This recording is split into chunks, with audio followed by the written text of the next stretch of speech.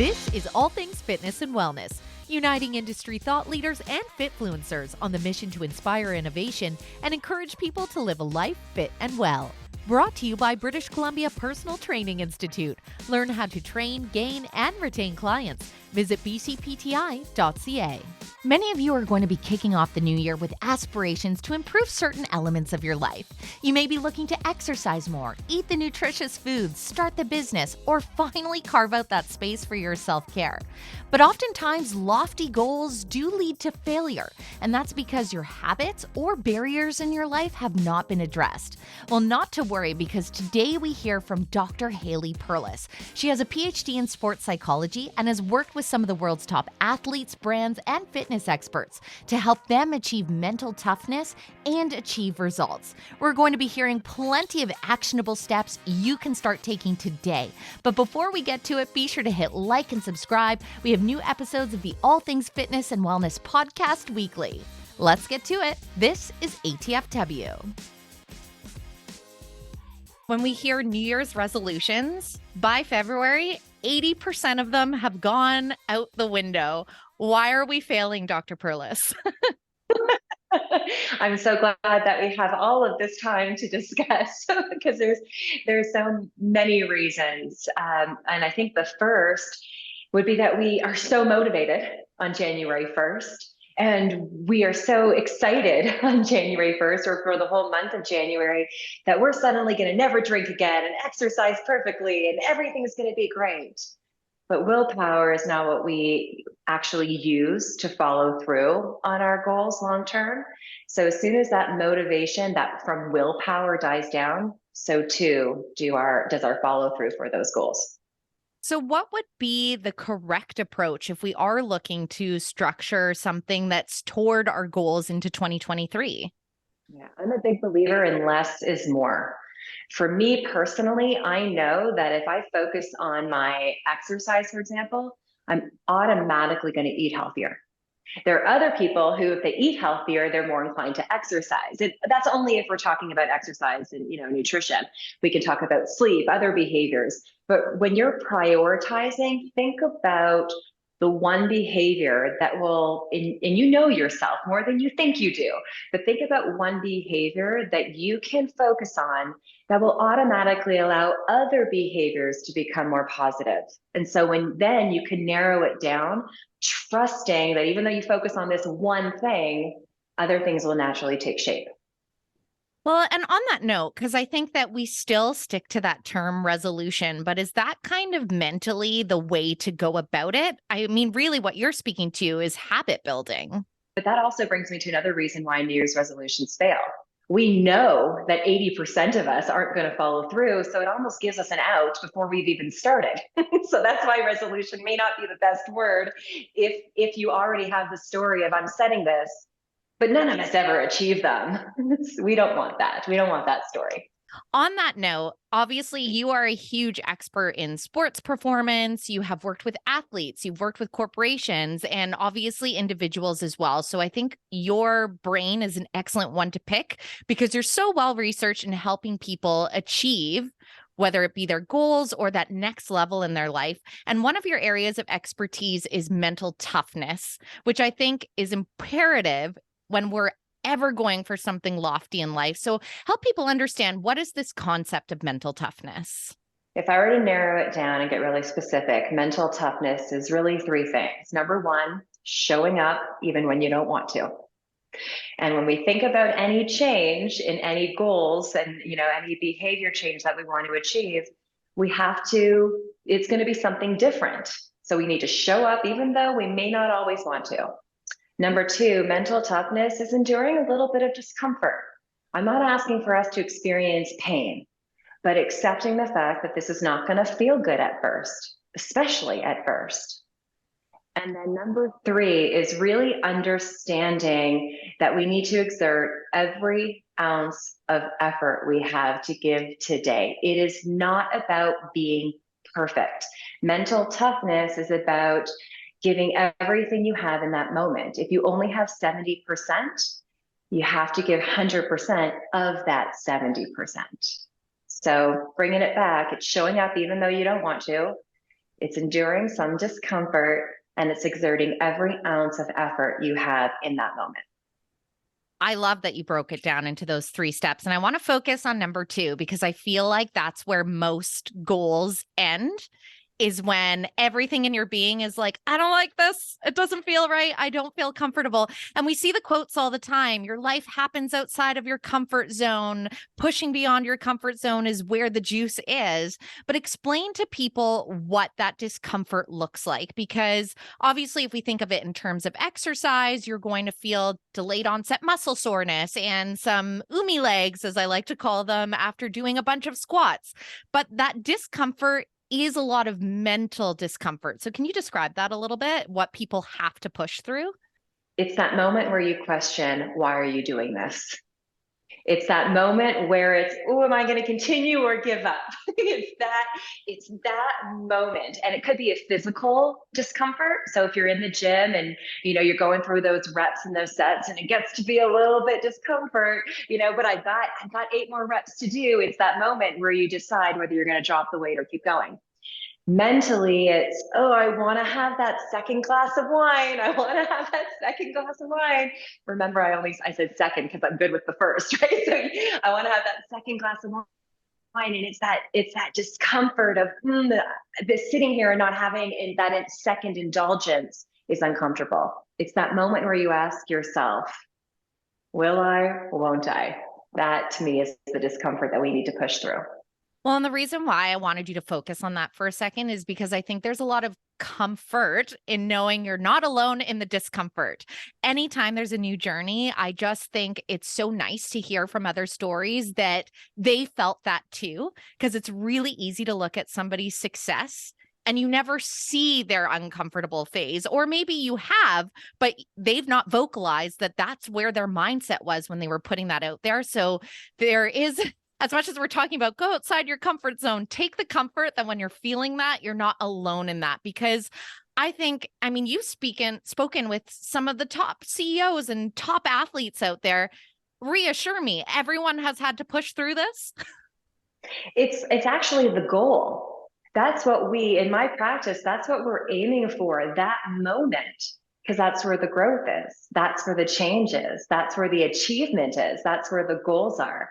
And I remember before, as I was starting to do public speaking, and people will say, oh, you're a motivational speaker. No, because I don't want to get up on stage and tell everyone how easy this is going to be. It's not going to be easy. It's actually going to be tough. Do I want you to experience pain? No. Discomfort? Yes. I want you to seek it. I want you to look for that moment where you have to question, why are you doing this? But then the answer becomes clear, because your life will be better if you stay in this exercise for 1 more minute.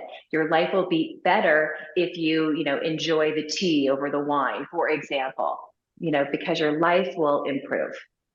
So on that note, because you are somebody that coaches and guides people through these steps, what are some of the key missions that you put people on to move past those 3 elements of mental toughness, or to harness that within themselves?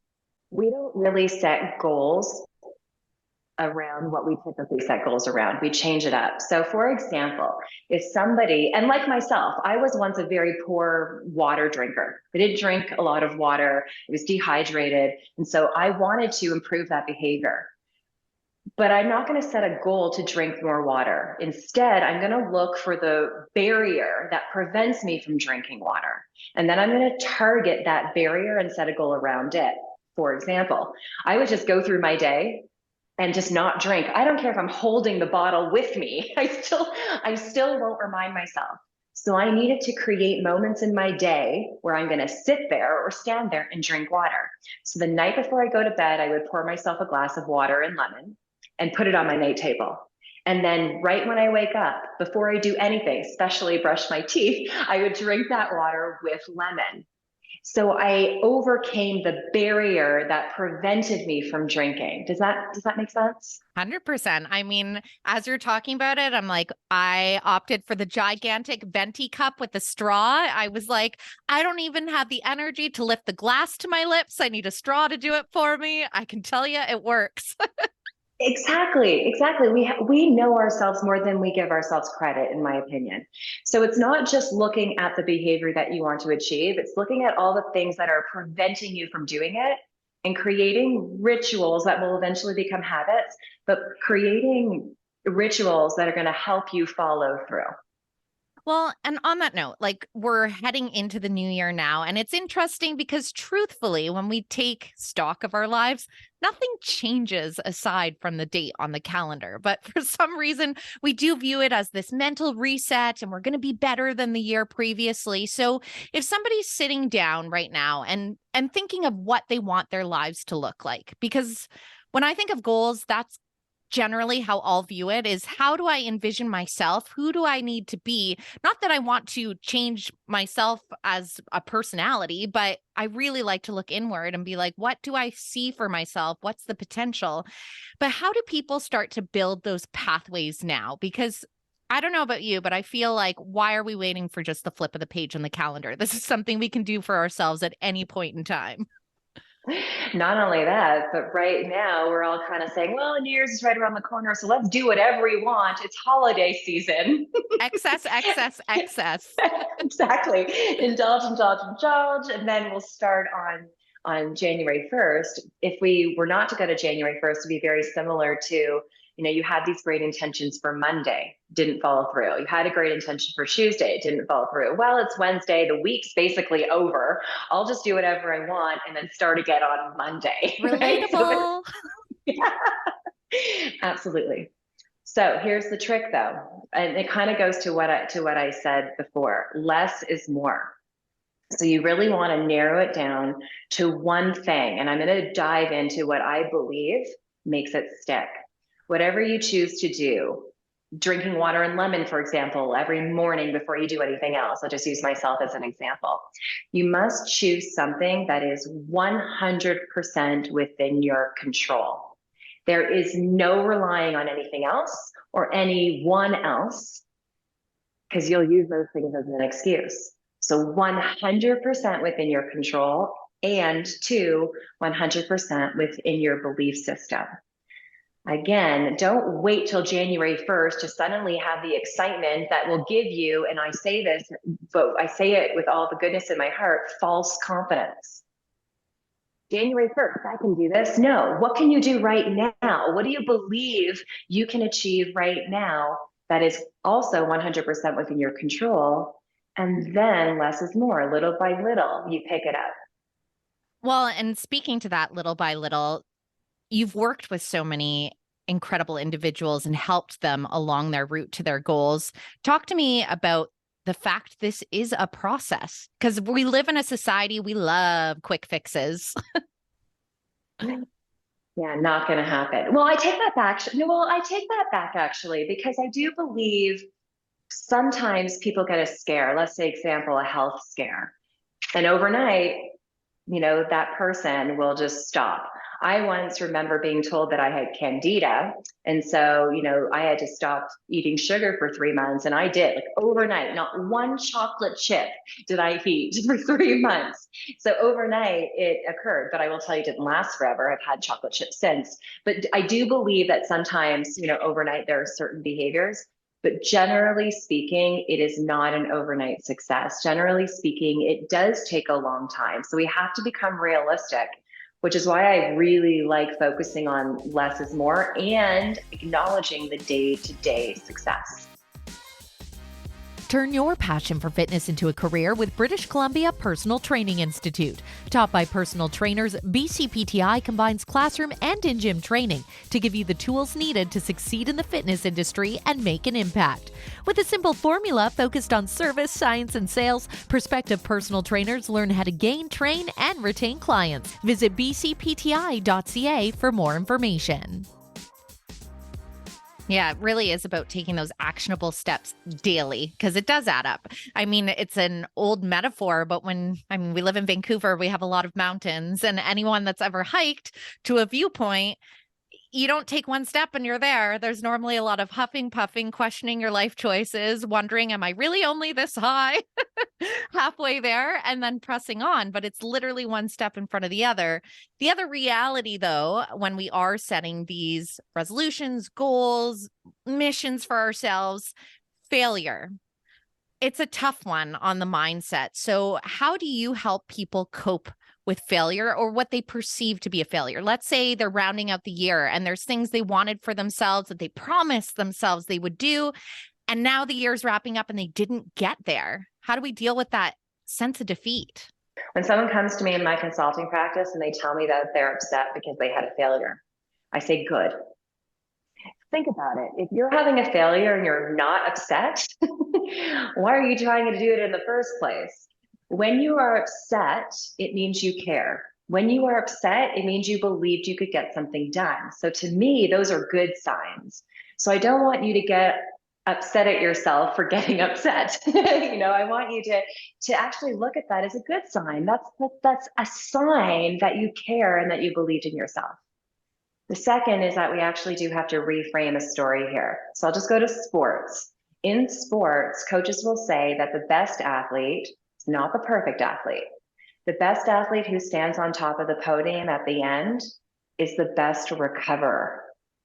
It's the athlete who, not if, when they make a mistake, they quickly recover. And we can all think of many professional athletes who have done this, right? You think the game's over, but no, they recover and they win in the end.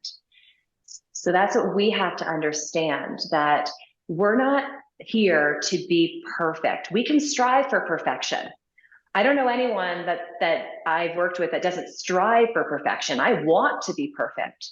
But as soon as I demand it of myself, that is unnecessary negative pressure in the form of anxiety. So when I make a mistake, how can I be the best recoverer?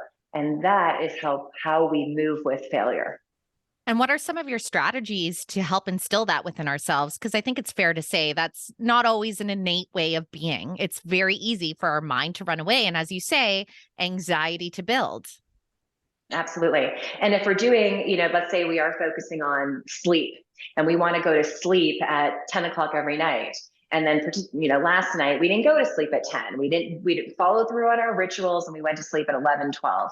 Well, I don't want to wait 24 hours or another 12 hours for that night to come. I want to have an immediate success as soon as I caught myself realizing my failure. So you can have a success in nutrition. You can have a success at work. You can have a success with your relationships. You can have a success with fitness. I don't want to wait until sleep. It's too far away to recover. I want to recover right now. So the old saying, just when you fall down, get back on the horse. Get back on any horse. just choose your path of success and go and have an achievement right then and there. So you're not dwelling on failure. You're moving, taking action towards success. And then when sleep does come that evening, you're more inclined to have the confidence and the energy to go to sleep when you wanted to. I think that's such an amazing strategy. Just head to the ranch, grab a horse, ride into the sunset. But it is true, because I think then all of a sudden you're giving yourself evidence in your day that you aren't the person that you thought you were when you woke up that morning and thought, I failed. I didn't do what I set out to do. You're immediately rejigging that mindset into, I think, a healthier state of mind to achieve those things. So such a good takeaway. You obviously spoke, we're talking about exercise and drinking water and nutrition, but professionals as well are people that you work with and people that we speak to at ATFW. And I think that through the last couple of years, one of the most common themes I've heard is burnout and people having trouble pushing themselves to the next level. So what advice do you have for people that are maybe having a little bit more trouble handling the pressure at work? Because again, as we round out the year, that seems to be the days are darker and short over here. When any of those feelings start to culminate within us, it's kind of the time. When we talk about pressure, I kind of mentioned it a little bit before. When you're upset with yourself, it's because you care. Well, if you're feeling pressure, it means somebody, maybe even you, believes in you. someone or, including yourself is putting pressure on you, it means because they believe you can do it. You believe you can do it. So often we need to reframe that story.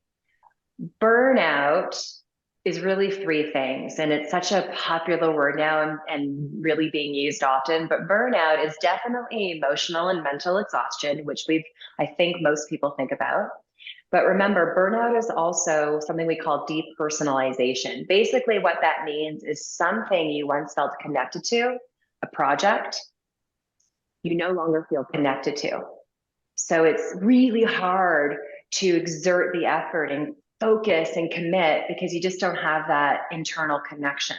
That's also what burnout is. And then burnout is also low, big word here, perceived control. So even though, perceived performance. So even though you're checking off the boxes, you're going to all those calls, you're sending all those emails, your colleagues are getting what they need from you, you don't feel like you're doing a good enough job. And in the world of business, as in many other domains, but when we don't feel like we're doing a good enough job, we go harder, we go faster, we go longer, we sink further and further and further into that quicksand of burnout. So we need to recover. Recovery is the only way to prevent and or treat burnout. But that's actually good news. Think about it. You mentioned nutrition. I've talked about nutrition. There are so many different theories and philosophies and regimens. Like, it's so confusing. Burnout, simple. Recovery, it's the only way to prevent and or treat it. Here's the problem. Most of us, especially in the world of business, think recovery is hours long. So when I ask people when I'm consulting or giving trainings and keynotes to corporate individuals, when do you recover? Don't tell me what you do, but when do you recover? What do you think they say, Chrissy? Oh, I can imagine either when I actually get some sleep or once Yes. a year on holiday. Yes, it's actually during sleep, vacation, evenings, weekends. The story is that I recover when I have the time. The second story is that I recover as a reward. When I get all of these things done, then I'll recover. Well, sports psychology, performance psychology, professional athletes do not recover when they have the time or as a reward. It is a mandatory component of their performance program, and it needs to be ours too. However, we don't have hours in our schedule. We have 15 minutes, 10 minutes, 5 minutes. So instead of looking at your clock and saying, I have a call in 5 minutes, that's not enough time, I might as well send this next email, squeeze one more in. No, mandatory recovery. Take those 5 minutes and get outside, move your body, get some fresh air. Best way to change your emotional state and get some energy. Call a loved one. That's a moment in time to get on social media because you only have 5 minutes, so you're not going to fall down the rabbit hole. Get on social media, get a little laugh in, right? Check out something that's positive and then get back into work. Sprint, in, out, in, out, in, out. There's a couple things that I really appreciate that you shared, but number one off the hop was reframing pressure as someone believes in you. Such an amazing takeaway. And then it is so true. I'm sure there's people listening that are like, yep, that sleep I get at night, the 5 hours before the alarm. And it's not, I think it's just a matter that we don't prioritize it. You are 1,000% correct. And so the comparison, if you want to operate your life like a champion athlete, train like one, carve out that space for ourselves, because as you say, the term itself is used exponentially now, whether people are throwing around burnout a little haphazardly, but I do think to a degree, mentally exhausted, I'm sure a lot of people are feeling that way. So such wise advice. What are some of the common threads of healthy habits that you find are within your top performing CEOs you work with or top performing athletes that most of us could incorporate into our lives quite easily if we prioritize them? Every hour. Every hour, move your body for 1 minute. Now, what does that mean? It means get up and down. Just sit up and down. Stand up and down for 5 times between emails. It means take your hands, open and close, and go as fast as you possibly can until you feel the blood circulating. If you do have the ability to go outside, When you move your body, energy starts to flow.